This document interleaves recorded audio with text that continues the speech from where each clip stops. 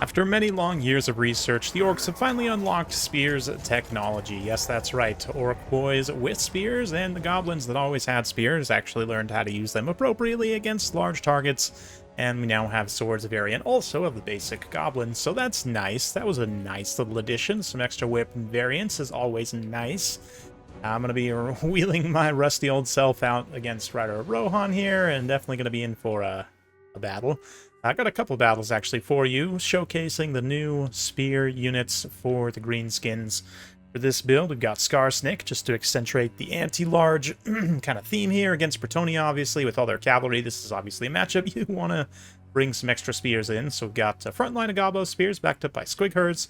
Got some Orc spears in the back with some Arrow Boys and the Rusty Arrows. On the flanks, got plenty of Orc Warboy Biggins, including the Regiment of Renown. Yeah, Skarsnik, River Troll Hag, and that's it. As for Rider Rohan here, he's got King Lewin and some Hawk's Arrows, a whole mess of mobs, Men-at-Arms here, Damsel Lore of Life, got some Grail Knights, Knights of the Realm. It's a Bretonian build if I've ever seen one. So again, I'm a little bit rusty. I haven't been playing for most of the summer, if I'm being honest. So yeah, you're going to see that a little bit here, and me sort of not getting these squigs in a prompt charge. Definitely should have just hit a group attack order so they would charge in. We are going to get them moving eventually. It's mostly just here about evaluating the spears anyway. But Orc spears now moving up. Protect these air boys. Just kind of holding for the time being, seeing what develops with this cavalry engagement in the front line. We get the squigs going. A lot of them go out of control into the peasant mobs. Obviously going to eat through those mobs pretty quickly, but a nice dive from Lewin on the goblin spears. I mean, goblins, they're still just goblins, you know, what goblins always have been. Pretty poor leadership. Yeah, kind of poor stats, but very high model count overall and pretty cheap. So they'll definitely be a nice addition. The Orc boys spears, on the other hand, they're much meatier. Right now they're getting heavily debuffed by Lewin. But, yeah, great weapon strength for spears, and very poor melee defense for spears. I just completely missed the charge on my boar boys here. They're going to get glanced down in a hurry there from those Grail Knights. Out here on this flank, Knights of the Realm trading a little bit worse against the boar boys, especially with WA now active. But, yeah, Orc boys spears, great weapon strength, 44 with WA active there, in spite of the Bad Moon also kind of stacked on top. 44 melee attack as well, but, yeah, overall great weapon strength and or melee defense, but massive HP pools in comparison to a lot of other spear units and just general kind of low-tier infantry units. They've got like 9,000 HP, which is a lot. Definitely makes them meaty, but obviously the poor leadership that Greenskins are somewhat known for. And they do have pretty good mass as well, as a lot of Orc units do. But yeah, mostly just offensively focused spears is really what they are, which is decent, especially with buffs. They can trade very well, but here, kind of a little bit of a tough situation. Out on this far flank, where my boar boys had gotten into a scrap with the knights, this unit of Orc boys is actually doing quite well, where they have gotten a decent engagement. They have the stats to mow through Men-at-Arms just fine. They're doing a great job also supporting this cavalry engagement against like Grail Knights, Knights of the Realm, whatnot. We did get some Squig Herds and Goblins through to the backline as well, chasing some of those archers, making sure that Rider Rohan's backline can't just sit and shoot.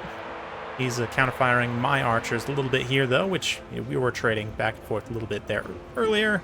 Spears of mine going to get out of position, chasing those Grail Knights. Definitely just needed to cheat in close.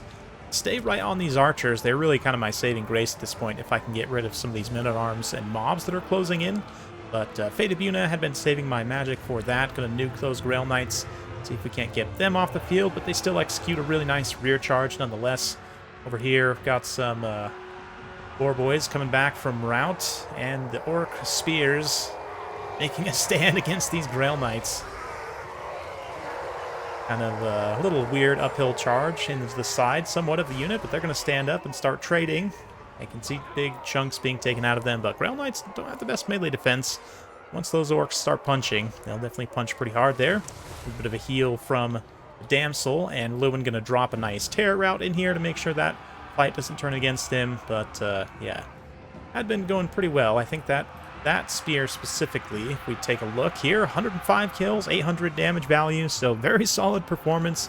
We'll look at the rest of the spears after the fact. And again, I've got another replay to show you guys. We're wrapping this one up shortly. As you can see, Bretonnia's got a pretty significant advantage. My remaining spears here trying to make their stand near the point. Been able to control it for most of this conquest game. But a little fermented fungi there. Unfortunately, Lewin kind of just like bugs out a little bit in the sky and doesn't dive down. I was hoping he would dive here towards Skarsnik so I could maybe engage him in melee with the old anti-large goblin, but yeah. Little Spirit Leech there also, trying to finish off some of these Grail Knights. Do whatever damage we can. Bring the remaining Orc Boar Boys in for a charge, but it's not going to be enough. We're very quickly approaching army losses. As the Cav run through, Grail Knights, nice charge into the Rusty Airs, then following up into the Orc Spears. You can see Unbraced there. Definitely takes some significant damage on the charge, but yeah, I'm sure you'll see some testing videos. Of course, always take testing videos with a grain of salt, because that's not how the game is played in practice, but in just a couple of games, and then talking with some people who've been playing today on this patch day, and some early impressions, it seems like people are high on the Orc Spears, to be honest. They can just die, but they can actually punch way above their weight, or their cost, rather. They do weigh quite a bit. They are big, heavy Orcs, of course.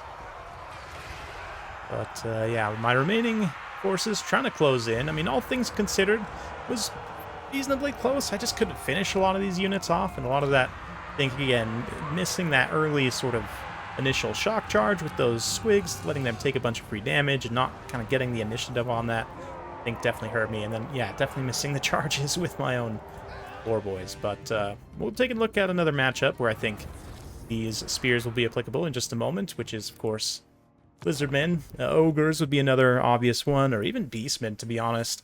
Really any faction where you can expect a lot of large troops, but at the same time, you want to be able to trade against some kind of weaker low-tier infantry. I think that's really what these Orc Boar Boys, or regular Orc Boys Spears will be good for. Yeah, I can see 115 kills there. Not a lot of value, but still mowing through quite a bit of chaff.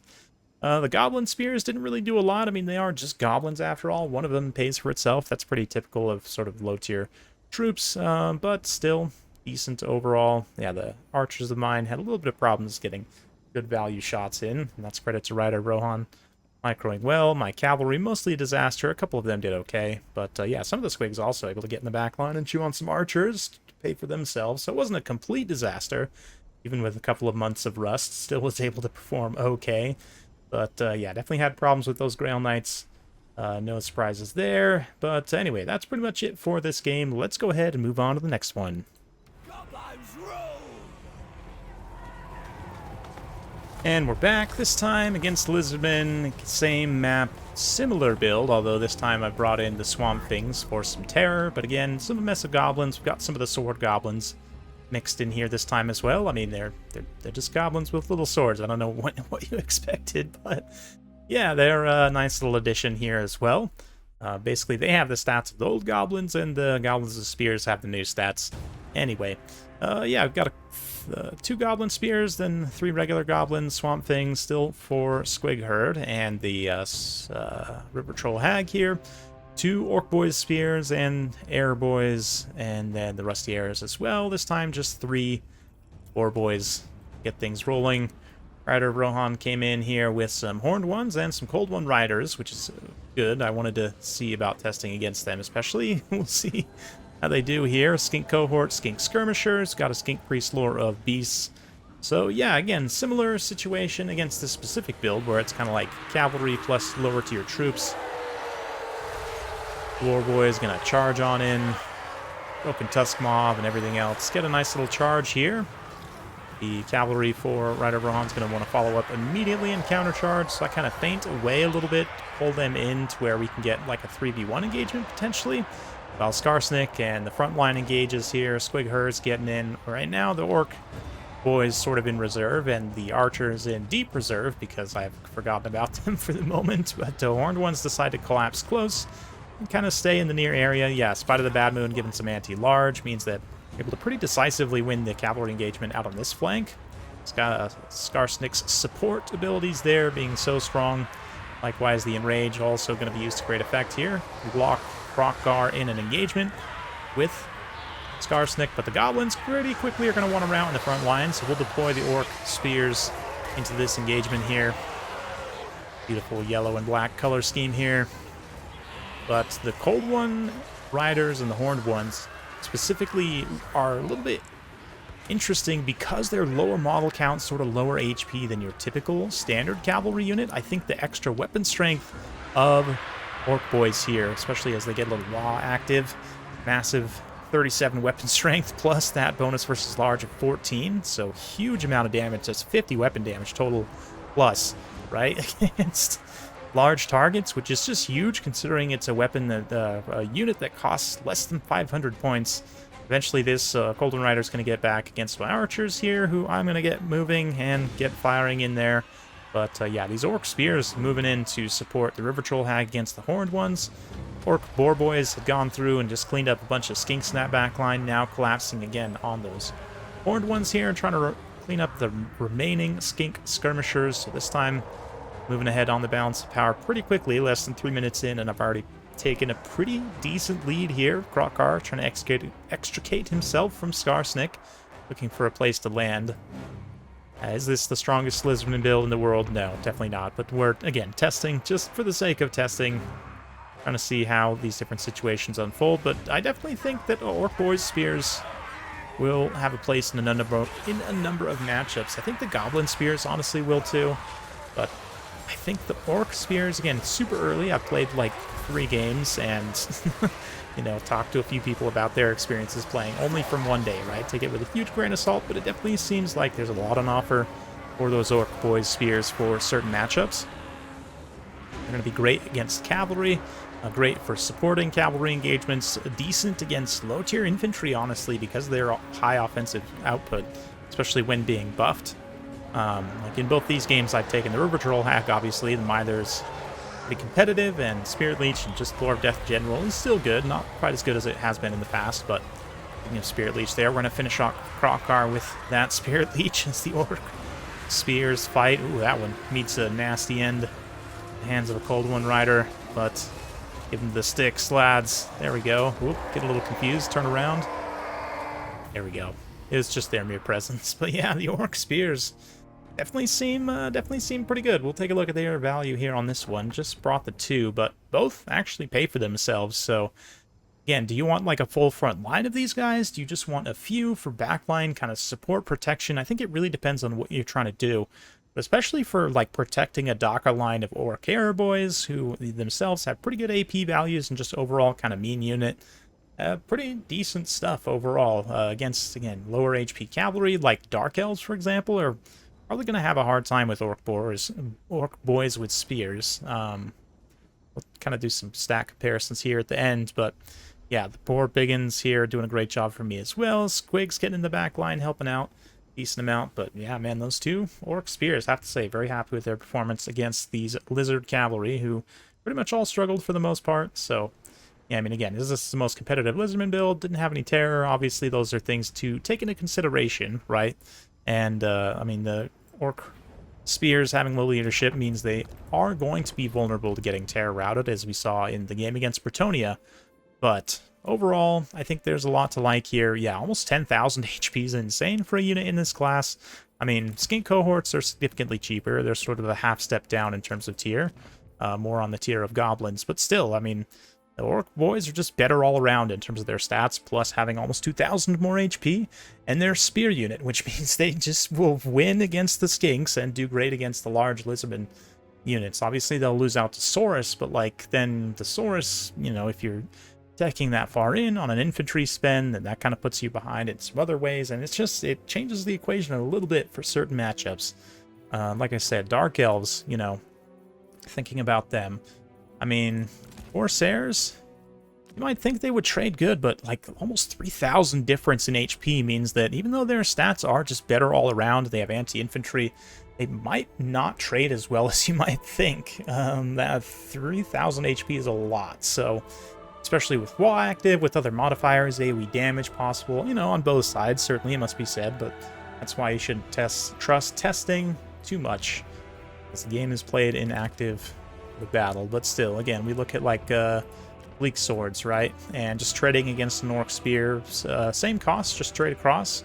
And Orc Spear, as you would guess, is going to be worse. Most stats all around. Especially leadership is a big one. 6 isn't that much, but it's a lot for a unit of this tier. But 2,000 extra HP, plus that anti-large bonus, plus you factor in, 1 other buffs potentially. Of course, Bleak Swords also might be getting a Murderous Prowess as well, so that is a factor to consider. But just, yeah, really nice unit, kind of generalist, and, obviously against the Dread Spears. Most traditional spears in the game are going to have a lot more of a defensive stat line, but you see there that extra weapon strength, that extra charge bonus, and that extra HP. That's what the Orc Spears are all about, so definitely watch out for them going forward. Hopefully you enjoyed. If you like this sort of content, be sure to like, subscribe, hit that bell notification. Every time I upload a new video, you'll be notified. Thanks again. We'll see you next time.